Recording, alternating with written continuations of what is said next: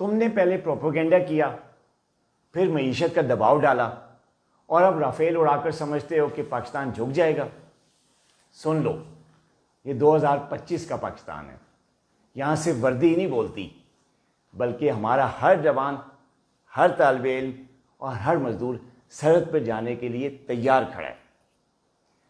पाकिस्तान की तरफ से दिए गए जवाब में सिर्फ जवाब ही नहीं है, इसमें 23 करोड़ पाकिस्तानियों की धड़कन शामिल है।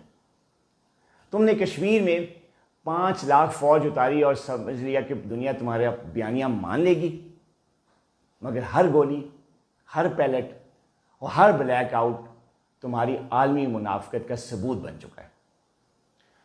पाकिस्तान ने जब अमन की बात की तो तुमने इसे कमज़ोरी समझा। हमारी पॉलिसी बड़ी सादा है। अमन चाहिए तो इज्जत से बात करनी होगी, जंग चाहिए तो फिर तारीख लिखने दो।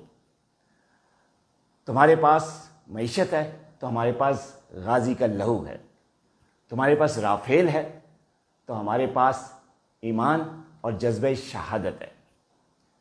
जंग हम कभी शुरू नहीं करते, लेकिन इसे ख़त्म हम ही करते हैं।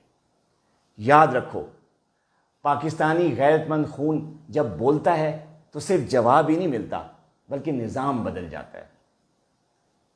नस्रुम मिनल्लाह व फतहुन करीब। पाकिस्तान जिंदाबाद।